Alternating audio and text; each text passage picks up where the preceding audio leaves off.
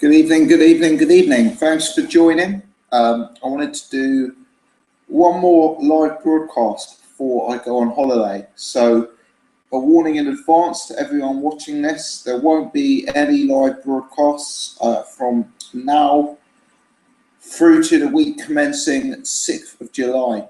I'm away for that period, off on holiday to France actually. So yeah, this is going to be the last live broadcast I do for some time. I have enjoyed doing them, and I do intend to pick them back up when I come home and when I return from holiday.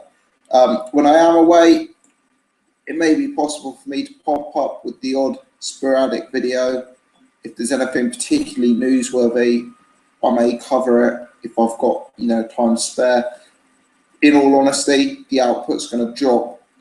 You're not going to see the same activity as you can usually expect from myself, but please do bear with me. Please do keep the faith, and I plan to return from a vengeance. Got a lot of new subscribers who joined the channel, which I'm really, really grateful for, and I'm keen to capitalise on that momentum, build and build and build when I return. So yeah, very much looking forward to that. Now, for the purposes of this live video, I had 5 separate things to discuss. As always, as I always say with these live events, I'm happy for any questions, comments to come up in chat. Let's let the dialogue continue. I like these things to be a bit less rigid, etc. But the 5 things I want to discuss, in no particular order, are Callum Smith versus Rebrasse, Rocky Fielding versus Vera,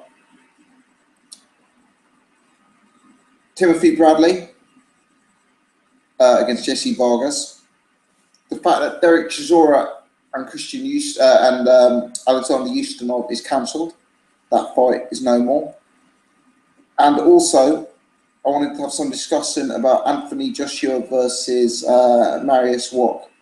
I understand that the reports and videos that I myself have done are somewhat misleading, and that fight is a long way away from actually being made. So I want to discuss all of those topics. I think in the interests of getting started, what I'm going to do is begin with my thoughts on the previews for this weekend. If you're watching, if you join at any stage,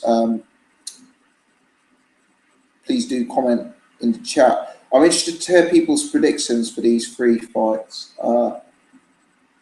Tim Bradley versus Jesse Vargas, Rocky Fielding versus Vera, and Smith Rebrasse. I want to know your thoughts on these matchups, who you're picking and how. In my let's begin by talking, and the reason I'm beginning possibly with the less popular topics first is I know as these things continue, more and more people join. So I'll probably end with Joshua Wach, because that's probably the thing that people have got the most to say about, and it's the most mainstream topic, if you like. So I'll start with the sort of topic that's probably going to get the least discussion and build from there.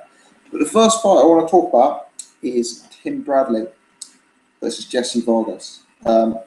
Tim Bradley is a guy whose who opinions on seem to dramatically vary. A lot of people still have Tim Bradley in their top 10 pound for pound in the world. A lot of people feel that maybe he's a bit past his sell-by date. He's been in tough fights recently with the likes of Diego Chavez, who he dropped a draw to, Provodnikov. But at his best, some of the form he's got on his record is truly elite. I mean, that performance he put in against Juan Manuel Marquez, that was spectacular. The first fight against Manny Pacquiao, that's another example. Even if you think he lost that fight, he did very well in that fight. Tim Bradley's a classy operator. Now, a lot of people in this fight seem to view this as a tight matchup. This may come back to bite me here. I wanted gin and tonic tonight, very sophisticated. I've ran all out of beer after last night's antics. But I don't see this as a competitive fight. Jesse Vargas, he's not got anything like the level of experience of Tim Bradley, both in terms of the profile of the fights he's been in, but also in terms of the calibre of opposition. He's without his trainer, Roy Jones Jr. I understand they've parted ways amicably. And to be honest, Jesse Vargas, he's obviously been competing at a lower level.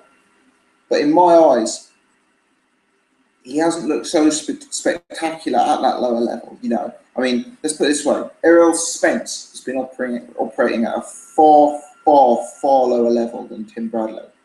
People are talking about Errol Spence. People are excited about Errol Spence. Yeah, Errol Spence is making an impression.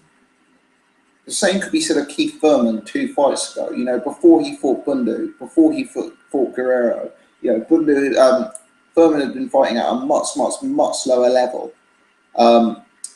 Having said that, you know, the way he was taking care of business, the way he was performing, it was clear he was ready for that step up. From my watching of Jesse Vargas, and I'm going to be honest, I'm not familiar with his entire back catalogue, but I have seen him in difficulties in certain fights. I think Tim Bradley's just going to have far too much to him. I think there are big fights out there for Bradley.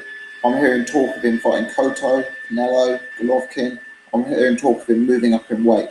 And if he's going to do that, if he's going to move up in weight and get involved in the big fights, he's going to need to do that against, he's going to need to look good in this fight.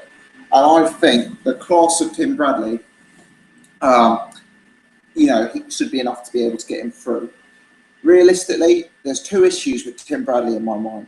1, I have a slight doubt that he's quite injury prone. 2, I have concerns about him getting sucked into wars and abandoning his boxing. But you've got to ask yourself, is Jesse Vargas the kind of fighter who's going to take him to the trenches in the same way Ruslan Provodnikov is?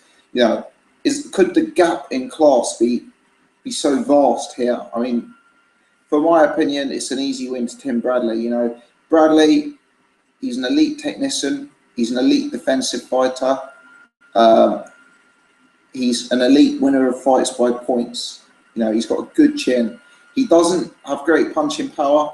That's a big negative. But he's big at the weight. He's a strong guy. He's a classy guy. And I think he wins this fight relatively comfortably. That's my opinion. So that's topic 1 covered off. Let me know your thoughts on that. Just having a look in the chat. At present, we've only got 1 in the chat, who is Ruffmus. Thanks very much for joining again, sir. It's good to have you on board last night. Good to have you joining again today. He says, I had a feeling what was a bit risky for Joshua's next fight. Can't see Hearn being too keen for that step up this year. We'll come on to that later. But yeah, let's just say I might agree with you there. He says Bradley's going to get that work. Hugely underrated fighter. Looking forward to seeing him on Saturday. Completely agree. In my idea, Bradley, one of the most underrated fighters active in the sport at present. Bruce Wayne says, damn, Boxing Gossip, you're throwing out these hangouts like crazy. Good evening, by the way. Good evening, Bruce. How you doing? What are you drinking tonight, sir? I'm on the gin and tonic. Yeah, it's been very, very, very busy on the channel recently.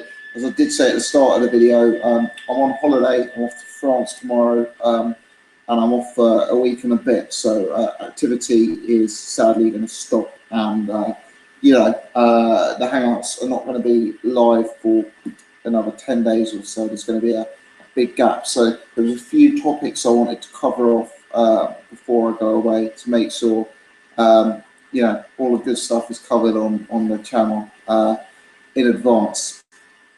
So thanks very much for joining, guys. So we've discussed Tim Bradley versus Jesse Vargas. I guess the next one that I'm keen to move on to is Callum Smith versus Christopher Rebrasse. And I'm keen to discuss this fight.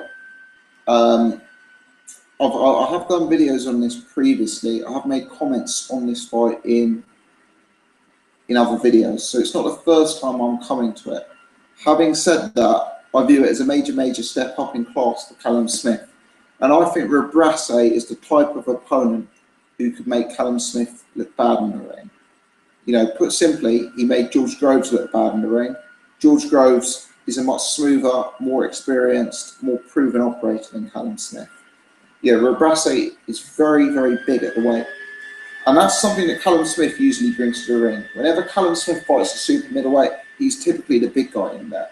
Against Christopher Rebrasse, I'm not going to say Rebrasse is bigger than Callum Smith, but in my opinion, they're both very, very big super middleweights. So I think that's one advantage that isn't in Callum Smith's corner here.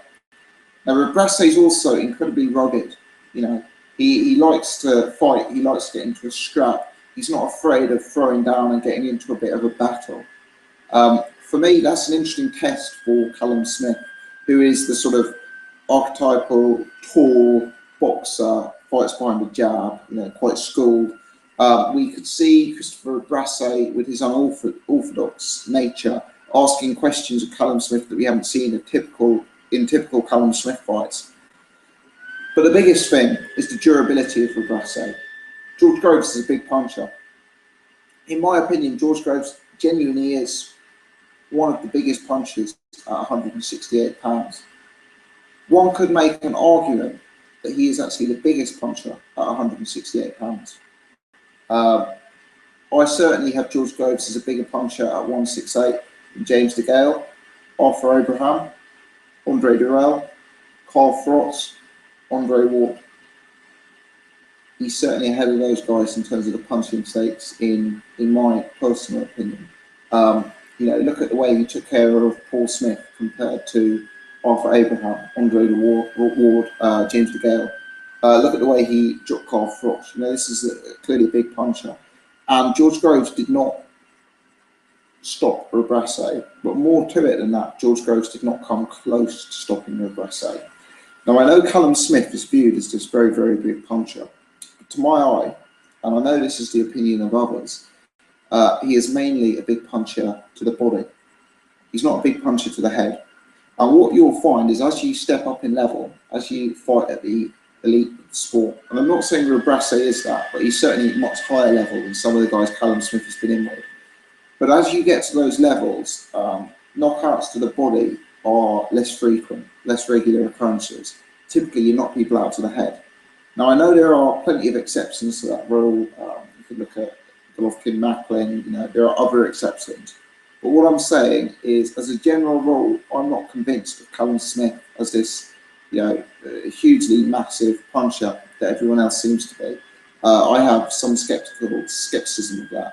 And I also wonder whether he is slightly stiff, slightly upright, and slightly too robotic for the elite level of the sport. I think Callum Smith beats Rebrasse. I think Callum Smith beats Rebrasse on points. I don't think he gets to stop it. And I think Rebrasse asks some difficult questions and makes it an awkward night for Callum Smith. My guess is that after this fight, Eddie Hearn may think twice about chucking him straight in with a George Groves or a James DeGale, and it may be decided that it's best to hold on to Callum Smith for another 6 months and have 2 fights at a similar level to Rebrasse, which is no bad thing for a fighter of Callum Smith's age. I just think that Rebrasse is a big class, and I think that Callum Smith, you know, I have 1 or 2 doubts in my mind. If you're watching this, please do leave your comments in the chat. I'm interested to know, how do you see this fight going? What is your thoughts on the likely outcome? So we've discussed Smith, Rebrasse. We've discussed Tim Bradley, Vargas. The next one to go on to is Fielding versus Brian Vera. Now, Fielding is a fighter who I think is somewhat underrated. Funnily enough, I don't have dissimilar concerns about Rocky Fielding to the concerns I have about Callum Smith. They're both guys who have performed at a similar level. They're both guys who are tall, big at the weight. They're guys who box. They're guys who seemingly carry quite a bit of power. And the concerns I have there are similar. Having said that, I think the hype around Callum Smith and the sort of support behind Callum Smith has left Rocky Fielding very, very underrated, very underappreciated, and largely the forgotten man of the super middleweight division. I mean, you've got guys like, you know, Carl Frost, George Groves. Obviously, these guys are huge names. You've got James DeGale, who's recently won a world title. Paul Smith been in some of the biggest fights in the sport. Frank Buglioni fighting for a world title. Callum Smith being the hottest prospect out there. People have largely forgot about Rocky Fielding, who's an undefeated fighter, who's looked very good the last few times he stepped in the ring. Very good. I wonder whether Rocky Fielding has as much potential as Callum Smith. Potentially more potential. And based on what I've seen so far, I don't have confidence that Smith is actually a hotter prospect than Rocky Fielding. In my mind, they're at a similar level in terms of where they sit. Now, Brian Vera is a good fighter, but whilst Brian Vera is a sort of solid, well-travelled opponent, he's in the autumn of his career. He's coming off a recent loss to Willie Monroe Jr., who we saw fighting the division below. And when I saw the IFL TV coverage about Rocky Fielding versus Brian Vera, I thought Brian Vera looked very physically small compared to Rocky Fielding. I see quite a vast size gap in this fight, especially when you compare it to Callum Smith versus Christopher Rebrasse. And I actually think Fielding Vera, whilst Vera is probably a bigger name, than Rebrasse. Obviously, Vera's been in some big fights against Chavez Jr., where he's looked really, really, really good, and he's been in the contender. I actually think there's a strong likelihood that Rocky Fielding could come out of this looking better than Callum Smith. Now, I notice at present that Rocky Fielding and Callum Smith are actually scheduled to meet on box track. I do know that the British Boxing Board of Control ordered this fight to happen for the British title. I'm yet to see an announcement from Matchroom confirming this fight's going ahead. So, I don't know what the state of play is there. I don't know if that's a fight that's been made, it's been signed, it's even being considered. But I think there's scope for Rocky Fielding to come out of this looking better than Callum Smith. I think Fielding could potentially have an easier job against Brian Vera than Callum Smith. Don't get me wrong, than Callum Smith against Rebrasse. Don't get me wrong, at his best, Brian Vera is a good operator. We've seen the Chavez fights. We know some of the fights he's been in with over the years. I'm trying to remember who it was that Brian Vera beat Andy Lee back in the day, didn't he? He's got some good form on his resume. But I wonder what desire is left. What sort of is he too much in the autumn of his career? And I think there's scope for Rocky Fielding to look very good against Brian Vera and to make a statement. Whereas I think the likelihood is Callum Smith will look bad against Rebrasse. So let me know your thoughts on that. Let me know how you think the two are going to pan out. Will they fight each other? And give me your predictions for Rocky Fielding versus Brian Vera. I'm going to look in the chat. Bruce Wayne, Smith versus Rebrasse will be a rough and not so exciting fight, similar to Sisloka fight. Will most definitely go the distance. I agree with you, Bruce, and I hope so. I've got a bet on that it will go more than 6 rounds. One of my subscribers is very confident Smith knocks out Rebrasse within the first 6, so we've got a bet on. I've bet against it, so I hope you're right. Rough Master said, Rebrasse has never been stopped, so if Smith can do it, it'll be some statement. Yeah, I completely agree. And you can just see Eddie Hearn calling out George Groves and making those comparisons if Smith is able to stop Rebrasse. So I don't think he will be able to do it. Moving onwards, so those are my predictions for the weekend. I'm going Tim Bradley. I'm going Callum Smith in a messy fight where he doesn't potentially look at his smartest. And I'm going Rocky Fielding. I'm going Rocky Fielding by late stoppage, actually. Let me know your thoughts on those. Let me know how you're picking. Comment in the chat, comment in the comments if you're not watching this live. Now, we're going to get on to the 2 headline issues that I've highlighted in the title of this. Firstly, and anyone who watched Frank Warren's interview with IFL TV yesterday will be aware of this. And first and foremost, shout out to IFL TV. We all know the good work they do, but I really enjoy the Frank Warren interviews they do. Frank's an interesting guy. He gets a lot of stick. Clearly he's maybe not as matey with the guys there as Eddie Hearn is, but I find Frank a very interesting guy to listen to. And one of the things that came out is that Ustinov versus Chisora was incorrectly announced by Team Ustinov, and that this fight isn't actually going ahead. Now that doesn't surprise me. Firstly, because if Warren had announced it, I'm sure he'd be keen to, if he had signed it, so I'm sure he would have made an announcement and we would have heard about it. Secondly, who's to know what kind of condition Chisora is after a break from the ring and after a bad loss? Ustinov was a risky fight. I mean, let's be honest. People say Chisora fights well against tall guys, but every time he fights a tall guy with a jab, he loses. The debatable Hernius loss, the Klitschko loss, the 2 Tyson Fury losses. Ustinov, he's a limited, unspectacular fighter, but he's very solid, he's very durable, and he's very, very big.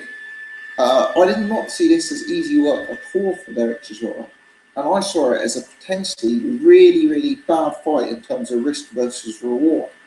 I mean, Ustinov is an unknown fighter to the general public. If Derek Chisora lost that fight, his career is over. Simple as that. But it is a losable fight, given Ustinov's size, given Ustinov's record, and given the fact that Derek's been out of the ring. And we know Derek's had some problems when he's been out of the ring. We know he's been doing community service. We know he's changed trainers. It's a tough fight. So it sounds like Chisora will be returning on the July date, but it sounds like the opponent is TBA. We can probably assume it's going to be a lesser opponent than Ustinov. So what are your thoughts on that? The other one to talk about, and it's very similar, is Joshua versus Marius Wach. And once again, I got this information from IFL TV. So again, credit to those guys. But it was a recent interview that IFL TV did with Mr. Eddie Hearn, actually, where the interviewer, I forget which one of them it was, breached the subject of Joshua versus Marius Wach and said, that this fight is seemingly being discussed as confirmed. Can you let us know? Eddie Hearn replied that Marius Wach is in the sweepstakes to fight Joshua, or in the hat to fight Joshua. I think he thinks that fighting Anthony Joshua is like fighting Floyd Mayweather. But anyway, he confirmed that Marius Wach was one opponent that they were looking at and that he liked the fight, but that Marius Wach was one of 6 they were currently looking at, and it was incorrect that the fight had been confirmed. Now, for me, this is a real substantial disappointment. It's not Matchroom's fault, it's not Eddie Hearn's fault. It's the other team who announced the fight, and it's their fault for announcing it incorrectly. But I really like that fight. I came on a live hangout and discussed that. I also made a separate video, but I gave Matchroom substantial credit for that matchup. And I thought it was a really, really interesting matchup. I thought Wach brought some desire to the ring, big size to the ring, and also some power to the ring, which I thought would represent some major tests for Anthony Joshua. I think the main thing that Wach brought to the fight was the fact that he was so durable and that he forced Joshua to go rounds. Put simply, this guy fought peak Vladimir Klitschko and took every shot Klitschko could throw, but didn't get knocked out. So I thought that one would go the distance. I thought that would be a very, very interesting test. So I'm disappointed that that fight isn't confirmed. Don't get me wrong, Eddie Hearn didn't rule out the fight, but one of 6 suggests the odds are looking too rosy for that one happening. So I wanted to come on, I wanted to talk about that one briefly. I wanted to flag the fact that perhaps information I put out is misleading previously and that this fight is actually some way away from being done. I always feel the need to do another video when something I've put out previously is maybe incorrect or maybe needs to be updated. So for me, that's a disappointment. I like that fight.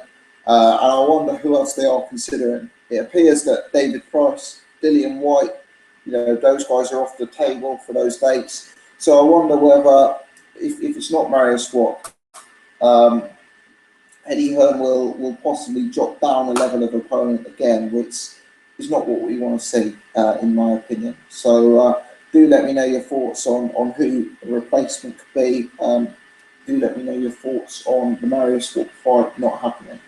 So those are the 5 topics. I've kind of rambled off my thoughts and opinions on them. I've done the 3 post-fight, pre-fight predictions, Phil in, Colin Smith and Tim Bradley, discussed Chisora Ustinov, discussed Joshua Wach. So I'm happy to have a bit of back and forth on any of those 5 topics. I'm happy to discuss anything else. What I would say is my screen is telling me we've only got 4 viewers live, so for some reason this this live event has flopped somewhat compared to the usual ones. So I won't keep talking for the sake of it. I'll have a look at the chat now and you know, answer a bit back and forth if there's any things that come through. But yeah, otherwise we'll call it a day. Just looking into the chat, Bruce Wayne has said, close fight. Wouldn't surprise me if Chisora gets clocked. I mean, he was wobbled several times in the second Fury fight, on his way to the second Fury fight by Andre Paulo and Edmund Gerber. I think he is shot, and as his punch resistance, has decreased. Completely agree. Completely agree. I remember his knees buckling when Edmund Gerber hit him. Andre Paulo rocked him. You know, for me, there's 2 things there. One, did David Haye with that knockout do lasting damage to his punch resistance? Chisora was known as a guy with an iron chin before that. You know, he's now no longer the case. Was that David Haye knockout? You know, did that knock it out of him? Was that so what a lethal puncher David Haye is? I guess the other point of view is, you know, obviously Derek Chisora is getting older. He's had massive change to his body shape. He's gone from being a very heavy set guy to a more athletic build. Funnily enough, whilst that led to improvements in other areas of his game, has the decrease in weight mean that he started to lack punch resistance, especially as his body has been used to being at the heavier weights for so long. I mean, that's another potential. But yeah, Chisora has certainly lost that extra weight. There's no doubt about that, and that seems to have affected negatively his punch resistance, without doubt. I'm just having a look here into the chat. Yeah, that seems to be it for now. You know, Alexander Ustinov, he's not a big puncher, but yeah, he could have damaged Chisora in the same way Tyson Fury did, I guess. Anyway, thanks everyone for joining. Thanks to everyone who watched live. If you're watching this on repeat, I've got some other stuff coming up. I'm going to upload the video that I did with Ultra Tech Sports. It's going to be in 3 parts because it's a 90-minute session, so we've split it down in 3 parts. So I'm going to record that. I'm going to upload that. Sorry. Please do let me know your feedback on that.